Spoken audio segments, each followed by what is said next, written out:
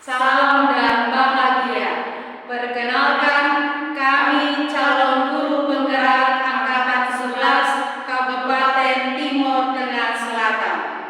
Dengan saya, Heni Yudhisa dari SD Impres Meskolen. Saya Jamaria Cewea dari SMP Katolik Sinfiane Soe. Dan saya Desi DT Nenohai dari SMA PGRI Nelanglepi. Kami di sini akan melaksanakan demonstrasi kontekstual modul 2.3. Coaching dalam supervisi akademik yang terdiri dari pengamat, coach, dan coaching. Selamat menyaksikan.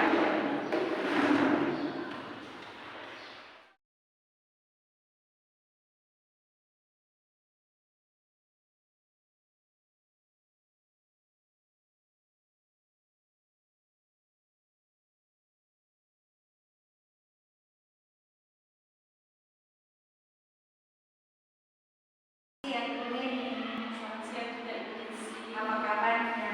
Tuhan yang baik. Apa kabar sudah Desi? Iya, puji Tuhan saya juga dalam keadaan sehat dan baik-baik saja. Iya. Hari ini kita akan melakukan coaching. Ini akan melakukan coaching terhadap ibu ini. Ya. Jadi sebelum melakukan coaching, saya sebagai pengamat atau supervisor akan melakukan beberapa hal dan melihat proses ini dalam melakukan coaching di hari ini. Namun sebelum melakukan coaching di hari ini, ada beberapa rubrik penilaian yang akan saya sampaikan kepada Ibu ini. Yang pertama, saya harap dalam kegiatan coaching kita di hari ini, Ibu ini bisa memiliki prinsip dari seorang coach, yaitu kemitraan, proses kreatif, dan memaksimalkan kompetensi. Yang kedua, saya juga mengharapkan Ibu Heni juga memiliki kompetensi yang harus dimiliki oleh seorang coach, yaitu kehadiran penuh, mendengarkan dengan aktif, mengajukan pertanyaan, dan mendengarkan dengan rasa. Dan yang ketiga, saya juga mengharapkan Ibu Heni memahami alur tirta, antara lain memiliki tujuan, mengidentifikasi masalah, rencana aksi, dan tanggung jawab. Nah, rubrik penilaian yang akan saya lakukan dalam kegiatan coaching kita di hari ini, yaitu untuk memulai kegiatan coaching, saya ingin bertanya dulu sebelumnya. Jadi yang pertama ini, saya tanya dulu kira-kira kompetensi coaching yang mana yang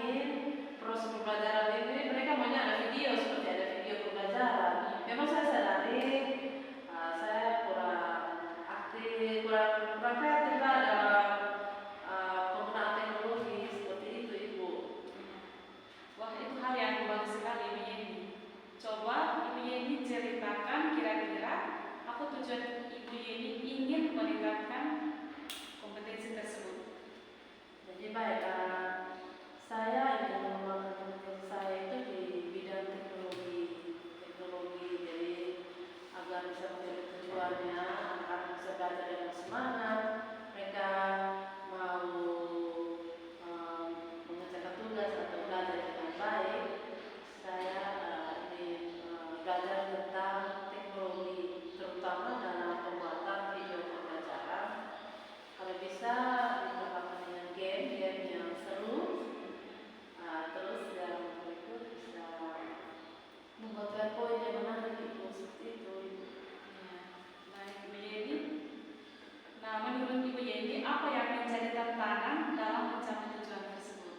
Tantangan terbesar saya memang jujur saya kalau mau dilihat ini saya memang untuk berbasis teknologi pembelajaran itu saya belum terlalu paham cara membuat video pembelajaran.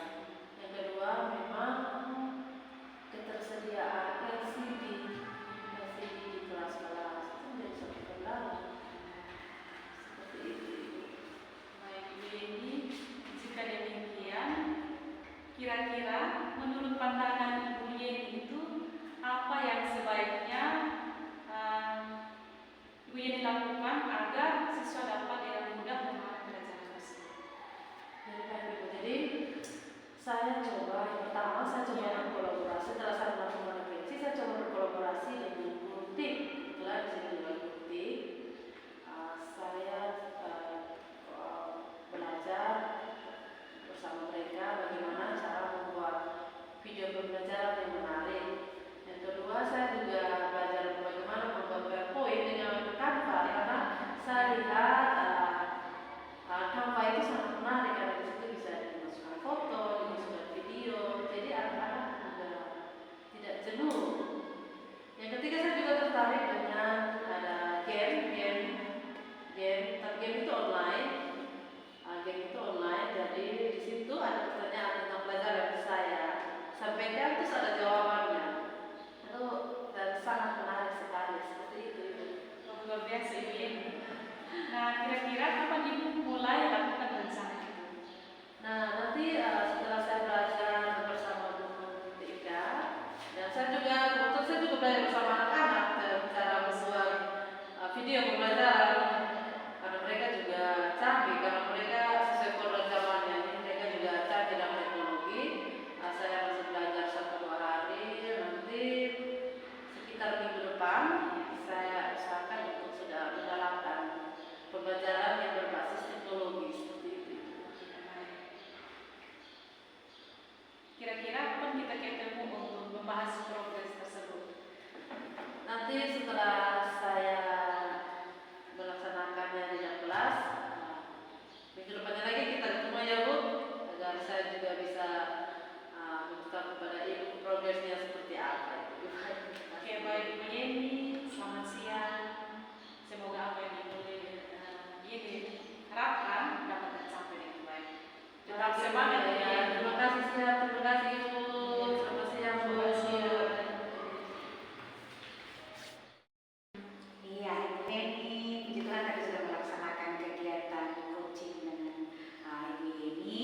Jadi di sini saya akan memberikan umpan balik untuk Ibu Heni. Jadi saya akan sampaikan, Ibu Heni tadi sudah melakukan coaching berdasarkan dengan alur kita, yaitu segala hal yang sudah disampaikan itu benar-benar sudah disampaikan dengan baik dan sudah mendengarkan dengan rasa atau presence kepada apa yang disampaikan oleh coaching dan sudah bisa menemukan solusi secara bersama-sama.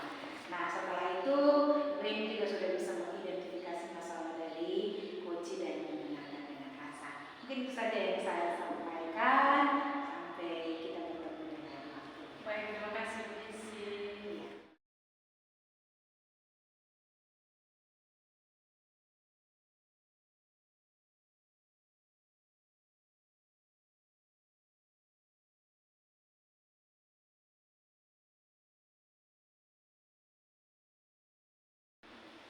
Baik Ibu Yeni, selamat siang. Selamat siang juga Ibu Yeni. Apa kabar hari ini? Puji Tuhan, selalu sehat dan baik. Baik Ibu Yeni, sebelum kita mulai dengan proses coaching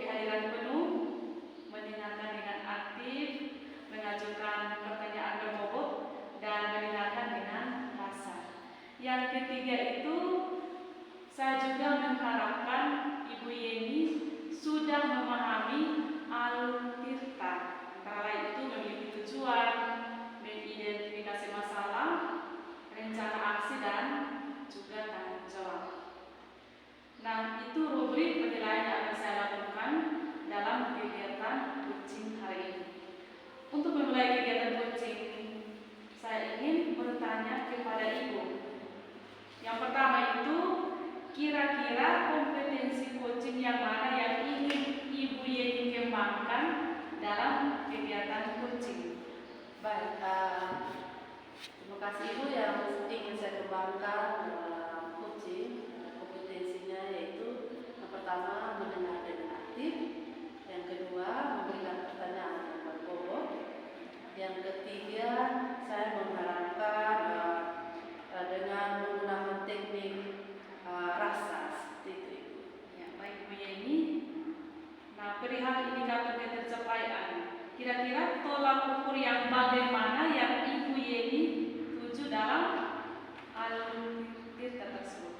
Jadi indikator pencapaiannya itu yang pertama saya ingin menerapkan alur kita kepada coaching dengan baik dan benar, dan yang kedua saya ingin menggali ide-ide yang dimiliki oleh coaching tersebut agar dia dapat menyelesaikan atau mendapatkan solusi dari persoalan yang dia hadapi. Seperti itu Ibu. Ya, baik Bu Yeni, terima kasih. Sama-sama Bu. Selamat siang Bu. Iya, selamat siang juga Ibu Yeni. Halo, selamat siang Bu Desi. Selamat siang Bu Yeni. Apa kabarnya nih hari ini? Puji Tuhan, kabar baik. Selanjutnya apa kabar Bu Yeni? Puji Tuhan, selalu sehat dan baik. Gimana nih Bu? Kira-kira apa nih yang dibicarakan hari ini Bu? Nah, baik, begini Bu Yeni, saya ingin cerita-cerita sedikit karena ada sesuatu yang mengganjal dalam pikiran saya, hati saya. Kebetulan di kelas saya ini ada satu siswa di kelas yang sampai dengan hari ini ketika saya menyuruh anak-anak untuk membawa kamus ke sekolah dalam pembelajaran bahasa Inggris, satu siswa tersebut sampai dengan hari ini tidak pernah membawa kamus ke sekolah.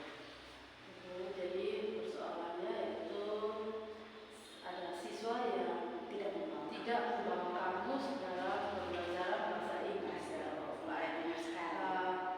Ya Ibu Desi, semoga proses coaching ini bisa berjalan sesuai dengan harapan Ibu Desi ya. Nah, kira-kira apa sih yang Ibu harapkan dalam pembicaraan kita hari ini? Iya, baik. Sesuai dengan tadi yang sudah saya sampaikan bahwa saya ingin agar kalau boleh anak ini bisa membawa kamus nantinya ketika pembelajaran kita hari ini bisa mendapatkan solusi agar anak ini bisa membawa kamus ke sekolah pada saat jam pembelajaran bahasa Inggris. Oh, jadi Ibu Desi ingin mencari solusi atau cara untuk anak tersebut dapat membawa kamus bahasa Inggris ya. Iya.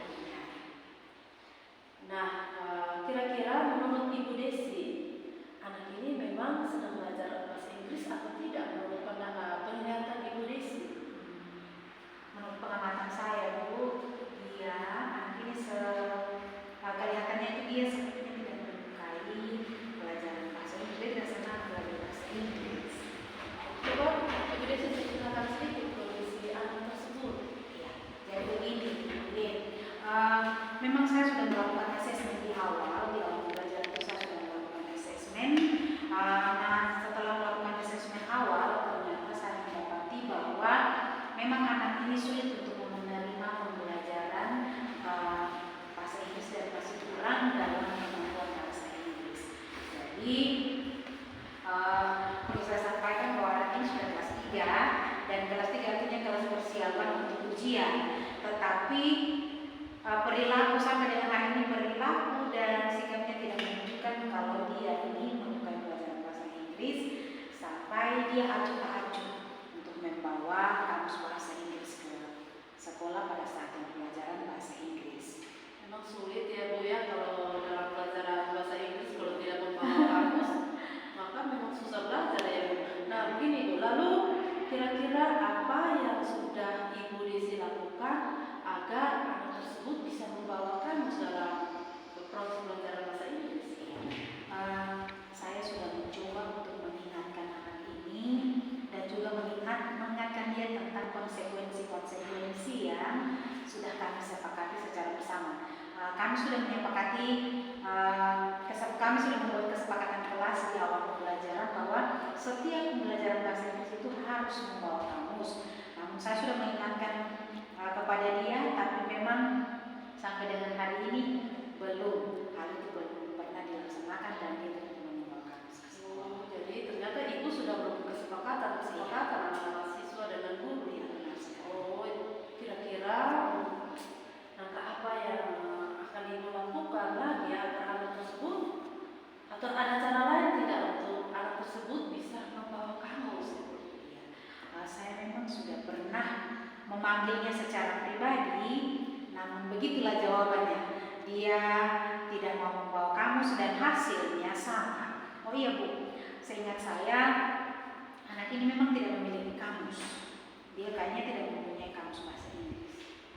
Nah, kalau anak ini tidak punya kamus bahasa Inggris, apa yang harus ibu Desi lakukan ya supaya anak ini bisa punya kamus lah setidaknya?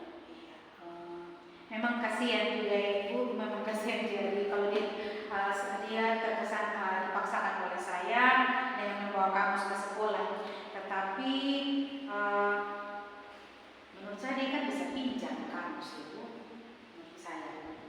Salah satu solusi ya, kalau sudah bisa pinjam, itu solusi yang baik juga kalau bisa pinjam. Kan di sekolah juga ada perpustakaan ya, Ibu, kan setidaknya ibu juga bisa berusaha di perpustakaan untuk bisa pinjam ya.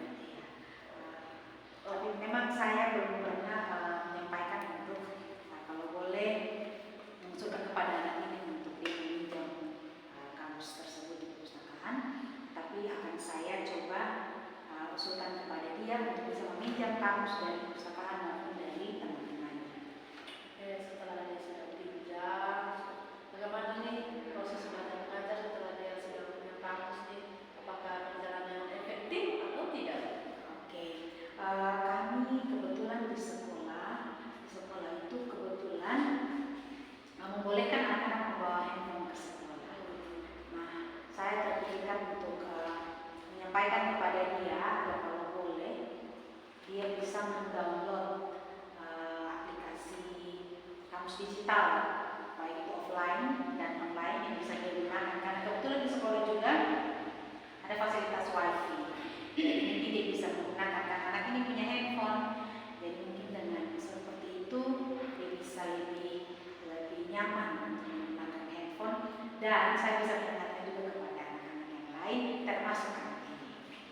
Jadi itu kita sudah dapat solusinya ya Bu ya.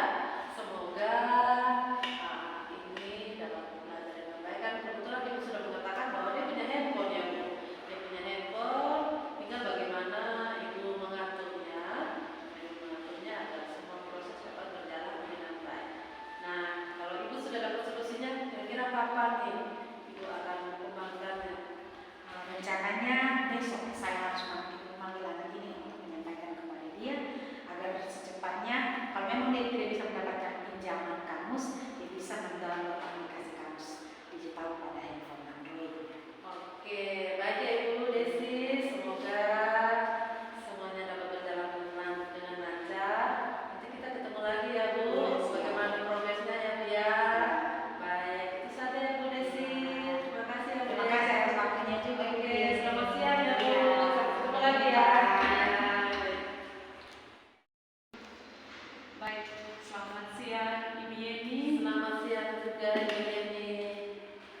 Baik Bu Yeni, tadi Bu Yeni sudah melakukan coaching berdasarkan alur Tirta dengan baik dan sudah mendengarkan dengan baik apa yang disampaikan oleh coaching.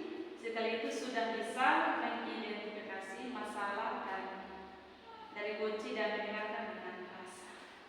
Baik, Bu. Terima kasih ya Bu. Akhirnya saya bisa melaksanakan coaching bersama rekan saya itu coaching Ibu Desi dengan baik. Terima kasih ya Bu. Sampai ketemu lagi Bu.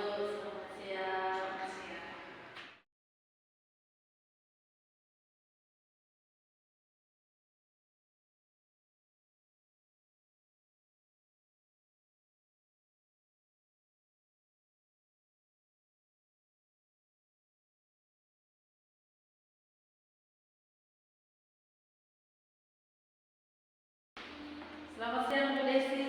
Selamat siang Ibu Yeni. Kabarnya nih Bu Desi? Puji Tuhan, kabar saya baik-baik saja. Oke, baik. Terima kasih Bu Desi ya sudah meluangkan waktu.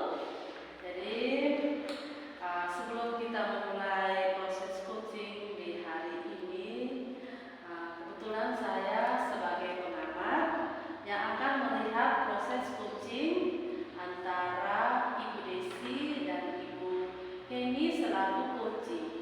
Jadi, namun sebelum kita melakukan kegiatan coaching atau Ibu melakukan kegiatan coaching, saya ingin memberikan penilaian dan penilaian tersebut ada beberapa rubrik yang harus Ibu Desi pahami dengan baik.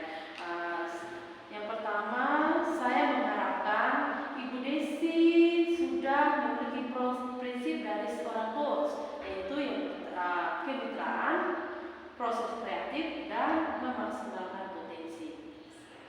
Yang kedua, saya juga mengharapkan Ibu memiliki kompetensi yang harus dimiliki oleh seorang coach, yaitu Ibu harus memiliki kehadiran penuh, mendengarkan dengan aktif, dan jangan lupa mengajukan pertanyaan yang berbobot dengan teknik pasar. Yang ketiga, saya juga mengharapkan Ibu sudah memahami alur tirta dengan baik ya. Yang pertama, Ibu harus tahu tujuannya. Yang kedua, Ibu juga bisa mengidentifikasi masalah. Yang ketiga, jangan lupa rencana aksi nyatanya. Dan yang ketiga, bertanggung jawab. Siap ya Bu? Oke. Nah, sebelum kita memulai kegiatan tersebut, saya ingin bertanya kepada Ibu. Yang pertama, kira-kira kompetensi coaching mana yang ingin Ibu kembangkan dalam kegiatan coaching? Iya, baik, terima kasih Bu Yeni. Saya akan coba menjawab. Saya ingin menggunakan dua kompetensi dalam kegiatan coaching hari ini. Yang pertama yaitu mendengar dengan aktif dan mengajukan pertanyaan yang berbobot tentunya terhadap coaching dan sudah pasti menggunakan teknik rasa. Oke, yang baik ya, memang kita kalau sebagai seorang coach harus mendengarkan dengan aktif ya, dan harus memberikan pertanyaan berbobot dengan penuh rasa yang baik. Yang kedua, perihal ketercapaian indikator. Kira-kira tolak ukur apa yang Ibu gunakan dalam alur tirta? Oke, baik. Saya menjawab, saya ingin menerapkan alur tirta dengan baik tentunya kepada coaching dan bisa menggali ide-ide tersebut agar beliau bisa menemukan solusi dari setiap permasalahan yang akan disampaikan. Semoga ya Ibu semuanya dapat berjalan dengan baik. Si coaching bisa menggali potensi yang ada dari diri dan bisa menyelesaikan persoalan yang dihadapi baik ya. Terima kasih ya Ibu. Semoga proses coachingnya berjalan dengan baik dan sesuai dengan indikator yang Ibu harapkan. Oke, baik. Terima kasih Bu Ya, Yeni. terima kasih juga. Selamat siang Bu Yeni. Apa kabarnya Bu Yeni? Selamat siang Ibu Desi, puji Tuhan kabarnya baik. Oke, baik. Kira-kira apa yang ingin kita bahas di hari ini? Adakah yang bisa saya bantu?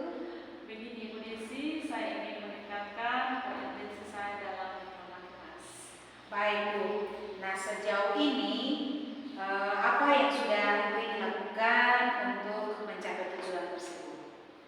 Baik, saya sudah mencoba berbagai metode pembelajaran, tetapi ada yang belum benar-benar aktif. Iya. Nah, kira-kira Ibu Heni coba ceritakan kepada kita atau kepada saya, kira-kira apa tujuan Ibu Heni ingin meningkatkan kompetensi tersebut?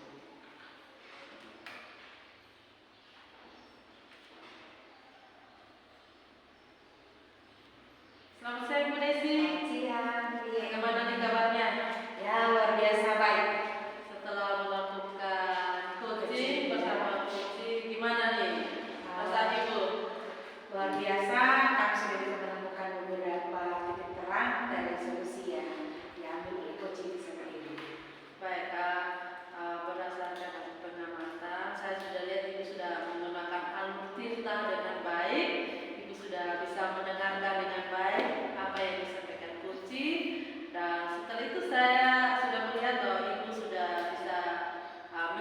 identifikasi masalah dari coaching dan mendengarkan dengan rasa. Terima kasih.